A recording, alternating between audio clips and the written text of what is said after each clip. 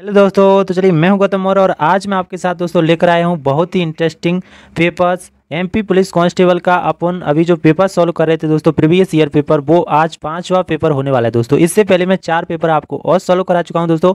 उसमें आपने काफ़ी ज़्यादा प्यार दिया, मेरे को काफ़ी ज़्यादा पेपर पसंद आया, इसलिए मैं आपको 5वां पेपर और यहाँ पे अपन सॉल्व करेंगे और अपनी तैयारी को और भी दोस्तों मजबूत बनाएंगे। आपको पता है इन पेपरों से 4 पेपर जब मैं आपके साथ लेकर आया हूँ, अगर आपने चारों पेपर देखे हैं तो आपको पता चल रहा होगा कि किस तरीके से हमारी तैयारी को निखार यहाँ पे मिल रहा है। हमें ये पता चल रहा है कि व्यापम किस तरीके से, किस पैटर्न पे, किस टॉपिक पर कहाँ से प्रश्नों को पूछता है दोस्तों, ये हमें सब मालूम पड़ रहा है दोस्तों। ठीक है दोस्तों, तो ये आज का जो पेपर होने वाला है दोस्तों, वो होने वाला है 25 फरवरी का, 25/2/2023 का आज यहाँ पे जो पेपर होने वाला है दोस्तों। और जो आरक्षक के अभी पेपर हुए थे दोस्तों, अभिकारी आरक्षक के, उसके पेपर हैं। आरक्षक भी एक कांस्टेबल होता है दोस्तों, उसका भी एक कांस्टेबल का ही पेपर है, आरक्षक का पेपर है, और ये भी पुलिस कांस्टेबल का ही है। तो दोस्तों दोनों का पैटर्न सेम होने वाला है। ठीक है, तो कई लोगों का ये प्रश्न था कि अभी सर एमपी पुलिस कांस्टेबल के पेपर कहाँ हुए थे, तो दोस्तों अभिकारी के पेपर में सॉल्व करा रहा हूँ, क्योंकि उसका पैटर्न और इसका पैटर्न बिल्कुल सेम ही रहने वाला है।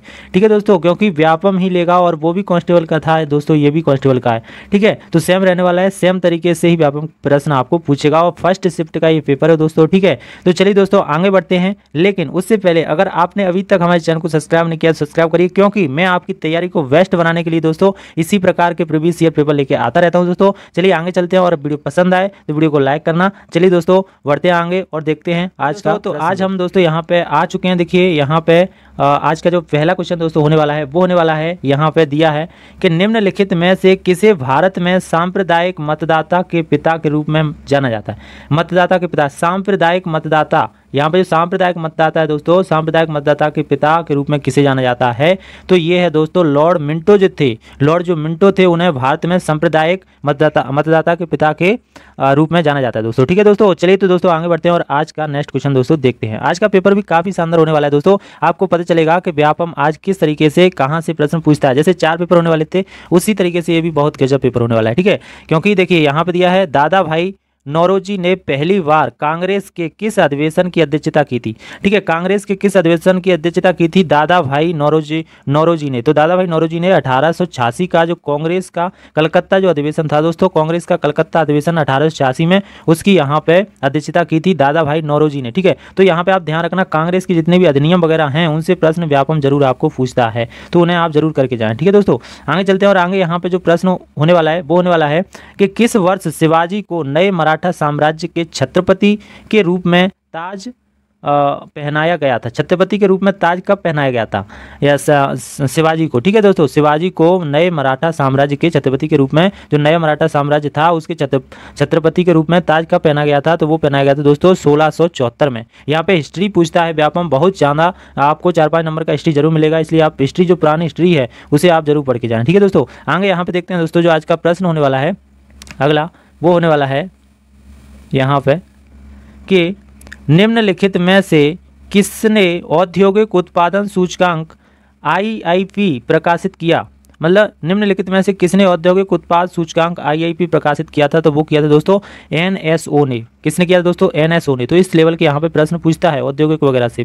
देखिए दोस्तों यहाँ पे दिया है कि स्वर्ण सिंह समिति ने कितने मौलिक कर्तव्यों की सिफारिश की थी। स्वर्ण सिंह समिति जब आई थी तो उसने कितने जो मौलिक कर्तव्य हैं उनकी यहाँ पे सिफारिश की थी दोस्तों। ठीक है, तो वो की थी दोस्तों 8 यहाँ पे जो मौलिक कर्तव्य हैं उनकी स्वर्ण सिंह समिति ने यहाँ पे सिफारिश की थी दोस्तों। ठीक है दोस्तों, आगे चलते हैं और आगे आज का जो क्वेश्चन होने वाला है नेक्स्ट, वो देखते हैं। ठीक है, तो देखिए नेक्स्ट जो क्वेश्चन है वो है कि यहाँ पे कि 3 आपातकालीन शक्तियों में से किस एक के लिए कैबिनेट की लिखित सिफारिश की आवश्यकता होती है। मतलब 3 आपातकालीन जो शक्तियाँ हैं, शक्तियों में से किस एक के लिए कैबिनेट की लिखित सिफारिश की आवश्यकता होती है, तो वो है राष्ट्रीय आपातकाल। जब भी लगेगा राष्ट्रीय आपातकाल के लिए कैबिनेट की लिखित सिफारिश यहाँ पे लेनी पड़ेगी। ठीक है दोस्तों, उसकी आवश्यकता होती है दोस्तों। ठीक है, आगे चलते हैं और आगे आज का जो प्रश्न होने वाला है दोस्तों, देखिए यहाँ पे।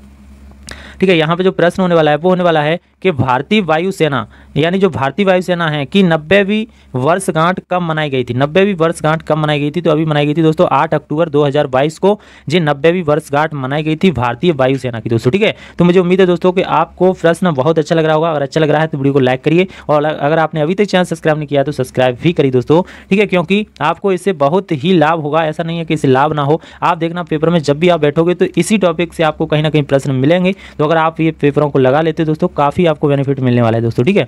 तो चलिए दोस्तों आगे बढ़ते हैं और आगे यहाँ पे क्वेश्चन दिया है, मेक इन इंडिया कार्यक्रम कब शुरू किया गया था। मेक इन इंडिया कार्यक्रम कब शुरू किया गया था, तो वो किया गया दोस्तों 2014 में मेक इन इंडिया कार्यक्रम शुरू किया गया था दोस्तों, ठीक है। आगे चलते हैं दोस्तों, आगे यहाँ पे जो प्रश्न होने वाला है वो होने वाला है यहाँ पे देखिए कि श्रीरंगपट्टनम की संधि के दौरान टीपू सुल्तान को अंग्रेजों की जुर्माने के रूप में कितना पैसा देना पड़ा था। अंग्रेजों को जुर्माने के रूप में कितना पैसा देना पड़ा था श्रीरंगपट्टनम की संधि के दौरान टीपू सुल्तान को। यहाँ पे जो टीपू सुल्तान हैं उनको अंग्रेजों को जुर्माने के रूप में कितना पैसा देना पड़ा था, तो यहाँ पे दोस्तों ध्यान रखना 3 करोड़ रुपए इन्होंने दिए थे टीपू सुल्तान ने जब श्रीरंगपट्टनम की संधि हुई थी तब, ठीक है, जुर्माने के रूप में अंग्रेजों को, ठीक। आगे चलते हैं और आगे यहाँ पे दोस्तों देखते हैं नेक्स्ट क्वेश्चन जो होने वाला है वो होने वाला है यहाँ पे देखिए कि वह कौन सा सिद्धांत है जो व्यापार संतुलन पर अवमूल्यन के प्रभाव की व्याख्या करता है। अवमूल्यन के प्रभाव की जो व्याख्या करता है दोस्तों वह कौन सा सिद्धांत है, तो वो है जे वक्र सिद्धांत। जो जे वक्र सिद्धांत है वो क्या करता है, व्यापार संतुलन पर अवमूल्यन के प्रभाव की व्याख्या करता है दोस्तों, ठीक है। दोस्तों आगे चलते हैं और आगे यहाँ पे जो नेक्स्ट क्वेश्चन होने वाला है वो होने वाला है कि यहाँ पे निम्नलिखित में से किसे जून 2022 में कर्नाटक के लोकायुक्त के रूप में नियुक्त किया गया था। कर्नाटक के लोकायुक्त के रूप में किसे नियुक्त किया गया था दोस्तों, तो वो किया गया था यहाँ पे संगनगोड़ा पाटिल। संगनगोड़ा जो पाटिल हैं उन्हें जून 2022 में कर्नाटक के लोकायुक्त के रूप में दोस्तों नियुक्त किया गया था, यहाँ पे लोकायुक्त बनाए गए थे, ठीक है दोस्तों। तो आप ध्यान रखना दोस्तों, जितने भी राज्यों में मुख्यमंत्री मुख्यमंत्री राज्यपाल या लोकायुक्त वगैरह कोई भी बनता है उसकी अपडेट आप जरूर रखें, क्योंकि व्यापक में जरूर पूछता है दोस्तों, ठीक है दोस्तों। आगे बढ़ते हैं और आगे यहाँ पे जो नेक्स्ट क्वेश्चन होने वाला है वो होने वाला है देखिए यहाँ पे कि यहाँ पे होने वाला है एस.एन. सुब्रमण्यम को 2022 में निम्नलिखित में से किस कंपनी का सीईओ और एमडी नियुक्त किया गया था। यहाँ पे एक बात दोस्तों ध्यान रखना, आप सीईओ और एमडी कंपनी के जो सीईओ हैं और एमडी हैं उन्हें जरूर पूछता है, तो जितने भी सीईओ एमडी हैं उन्हें आप जरूर याद करके जाएं।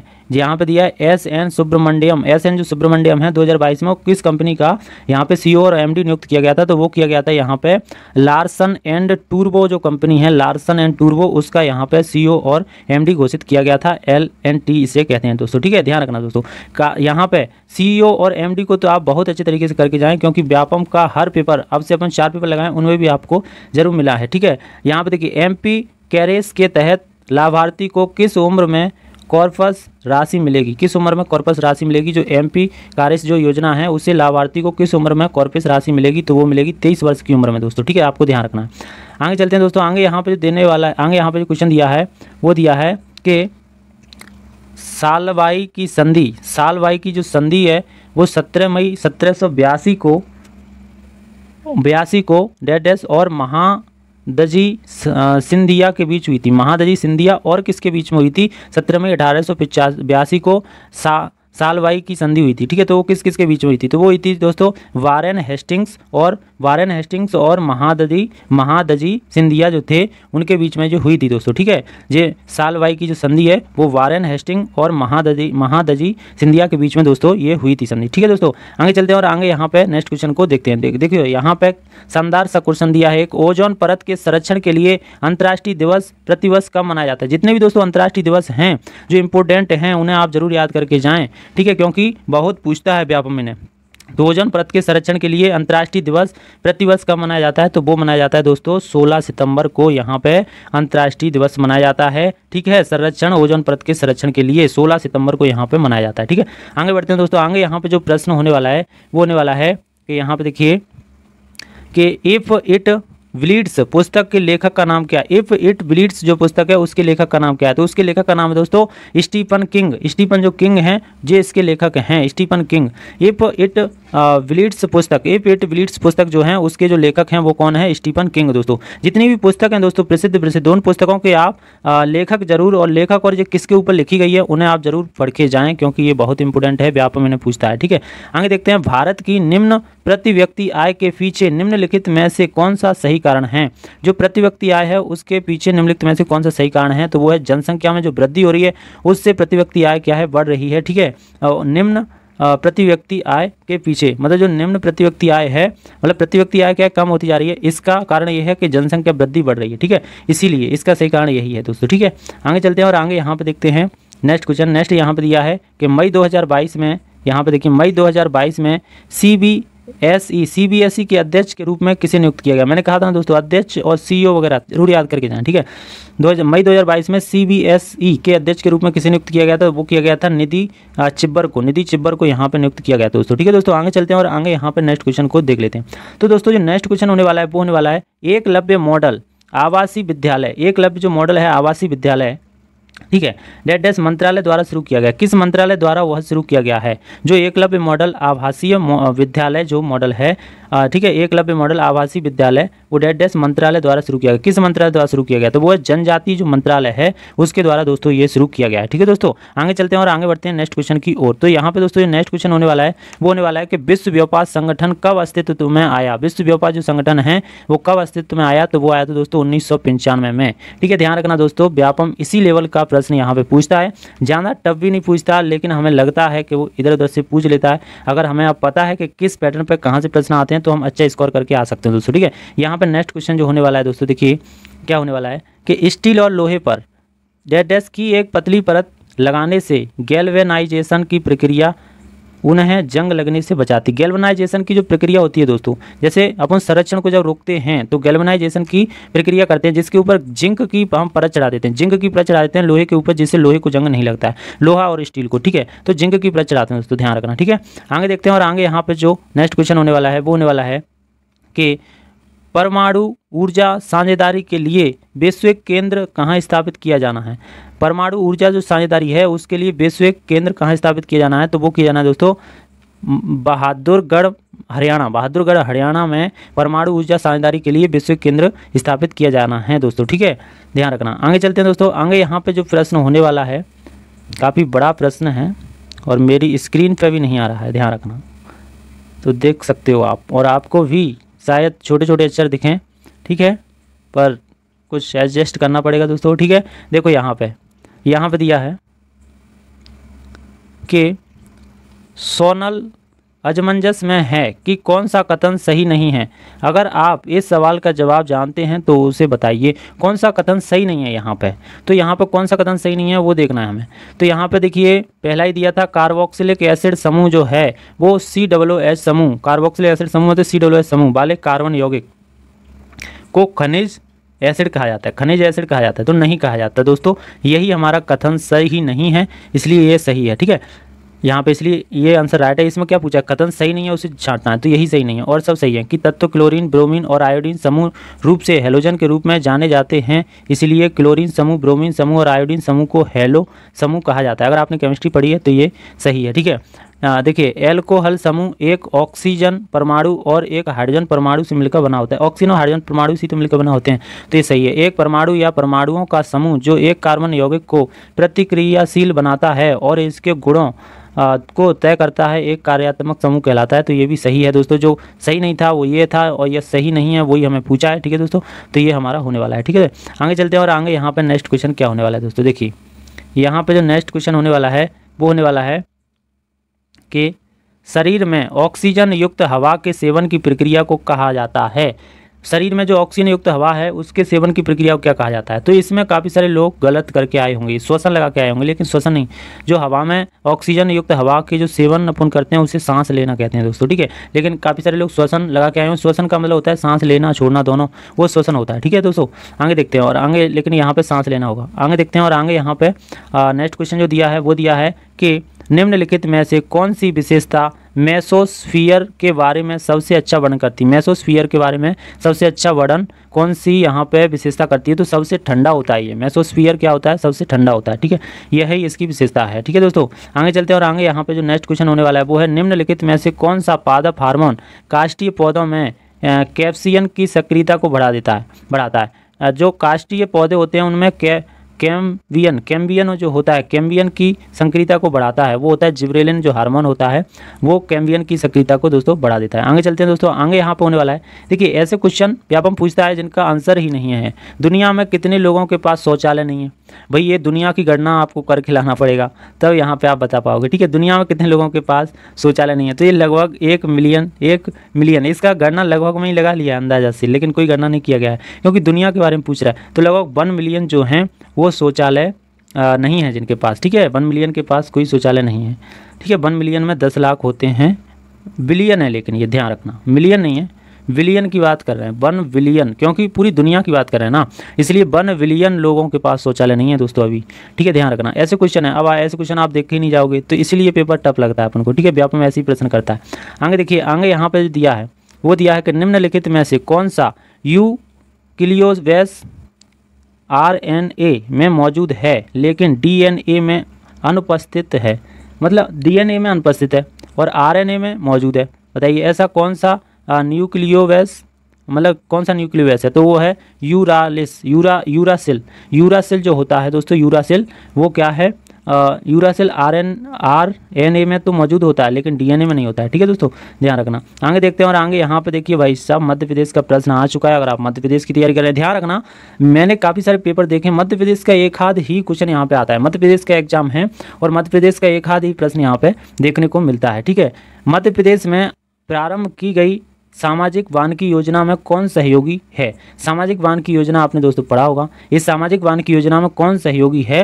तो ये विश्व बैंक जो है वो सहयोगी है दोस्तों, ध्यान रखना। ठीक है, आगे चलते हैं और आगे हम नेक्स्ट क्वेश्चन को देख लेते हैं। यहाँ पे दिया है देखो, सोना चांदी और प्लेटिनम को जाना जाता है। सोना चांदी प्लेटिनम को क्या जाना है? कई के नाम से जाना जाता है। कुलीन धातु के नाम से सोना चांदी प्लेटिनम को जाना जाता है, कुलीन धातु। ठीक है, ध्यान रखना, क्योंकि यह अत्यधिक चमकीली हैं और कम क्रियाशील हैं, इसलिए कुलीन धातु कहते हैं। आओ देखिए यहाँ पे नेक्स्ट क्वेश्चन, निम्नलिखित वाक्यों को ध्यान से पढ़िए और गलत का चयन कीजिए। हमेशा व्यापम गलत ही चुनने के लिए कहता है, गलत का चयन करना है। 3 उत्तर इसके सही होंगे, आपको गलत चूज़ करना है। तो चलिए यहाँ पे देखिए, यहाँ पे देख लेते हैं। देखो यहाँ पे 4 ऑप्शन दिए गए हैं, इनमें से गलत चूज़ करना है। ठीक है दोस्तों, तो करिए। तो यहाँ पे देखिए, वे कार्बनिक यौगिक जिनका अणु सूत्र आसान हो परंतु संरचना भिन्न भिन्न हो सामवयव कहते हैं। तो ये सही हो जाएगा। सामवयवता केवल 4 या अधिक कार्बन परमाणु वाले हाइड्रोकार्बन में संभव है, ये भी सही है। लेकिन एक सजातीय श्रृंखला के सभी सदस्यों को विभिन्न सूत्र द्वारा दर्शाया जाता है। एक श्रृंखला के सभी सदस्यों को विभिन्न सूत्र द्वारा दर्शाया जाता है, ये गलत है। विभिन्न सूत्र द्वारा नहीं दर्शाया जाता है, एक ही समजातीय श्रृंखला के जो एक ही सूत्र दर्शाया जाता है। यहाँ पर दिया, सामान्य ब्यूटेन में एक सीधी श्रृंखला संरचना होती है जबकि आइसोब्यूटेन में एक साखी श्रृंखला संरचना होती है, ये भी हमारा गलत है। वो ये भी हमारा सही है, लेकिन गलत ये है, गलत को छांटना है। तो ये गलत है, लेकिन गलत है तभी तो सही है, क्योंकि वहाँ क्या कह रहा है, गलत को छांटिए दोस्तों। ठीक है, ध्यान रखना। इसीलिए आगे देखिए, आपको इसमें साइंस आना चाहिए दोस्तों। ये केमिस्ट्री यहाँ पे ज़्यादा पूछ लेता है कभी कभी, और कभी कभी फिजिक्स भी ज़्यादा पूछ लेता है। ये साइंस में कोई वो नहीं है, कुछ भी पूछ सकता है, बायोलॉजी, फिजिक्स, केमिस्ट्री, आपको तीनों ही सब्जेक्ट दोस्तों क्लियर होना चाहिए। ठीक है, आगे देखते हैं, और आगे यहाँ पे जो होने वाला है वो होने वाला है कि जल की गुणवत्ता की सुरक्षा में गैर सरकारी संगठन क्या भूमिका निभाते हैं। जो जल की गुणवत्ता की सुरक्षा में गैर सरकारी संगठन होते हैं वो क्या भूमिका निभाते हैं दोस्तों? तो वे जल संरक्षण कानून के पारित होने को प्रोत्साहित करते हैं और उनके प्रवर्तन का समर्थन करते हैं। जे यहाँ पे भूमिका निभाते हैं, तो ये वाला सही होने वाला है कि वे जल संरक्षण कानून के पारित होने को प्रोत्साहित करते हैं और उनके प्रवर्तक का समर्थन करते हैं दोस्तों। ये यहाँ पे सही हो जाएगा। अगला क्वेश्चन देखते हैं। यहाँ पे देखो, यहाँ पे अगला क्वेश्चन यहाँ पे जो दिया है वो दिया है कि पके फलों के चमकीले रंग का क्या कारण है? पके फल जब होते हैं ना तो वो चमकीले से दिखाई देते हैं, मतलब बहुत अच्छे दिखाई देते हैं। तो इसको क्या कहते हैं? तो चमकीले रंग का कारण है क्रोमोप्लास्ट। क्रोमोप्लास्ट जिनमें पाया जाता है उनमें, उसी से फल क्या है, चमकीले दिखाई देते हैं, मतलब अच्छे। ठीक है, देखो एक और क्वेश्चन है यहाँ पे दिया है कि पौधों की जड़ प्रणाली द्वारा मिट्टी से अवशोषित पानी का रूप हैं। मिट्टी से अवशोषित पानी का रूप है। पौधों की जड़ प्रणाली द्वारा मिट्टी से अवशोषित पानी का रूप है, वो है केशिका जल जो होता है। वो केशिका जल क्या है? पौधों की जड़ प्रणाली द्वारा मिट्टी के अवशोषण का पानी का रूप क्या है? केशिका जल। ठीक है, ध्यान रखना। आगे देखते हैं, और आगे यहाँ पर नेक्स्ट क्वेश्चन जो दोस्तों होने वाला है वो होने वाला है कि नाभिकीय संयंत्रों में कौन सी भौतिक राशि संरक्षित नहीं होती है? नाभिकीय संयंत्रों में कौन सी भौतिक राशि संरक्षित नहीं होती है?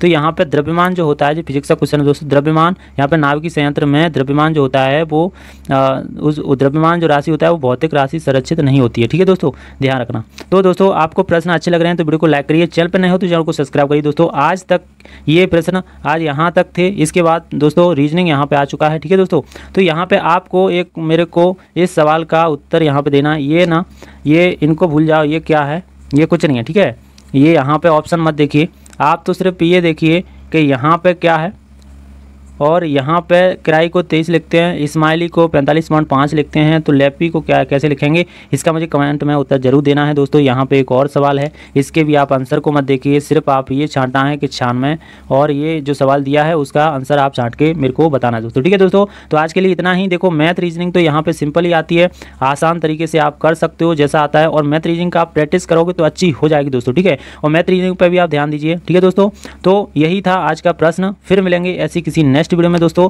तब तक के लिए मैं आपसे विदा लेता हूं। लेकिन अगर आपने हमारे चैनल को अभी तक सब्सक्राइब नहीं किया दोस्तों, सब्सक्राइब करिए। मैं आपकी हर पल मदद करता रहता हूं दोस्तों। ठीक है, क्योंकि प्रीवियस ईयर पेपर आपके लिए बहुत महत्वपूर्ण होने वाले हैं, जो आपको परीक्षा में काफ़ी हद तक फायदेमंद होंगे दोस्तों। तो ठीक है, फिर बाय बाय, टेक केयर, फिर मिलेंगे नेक्स्ट वीडियो में।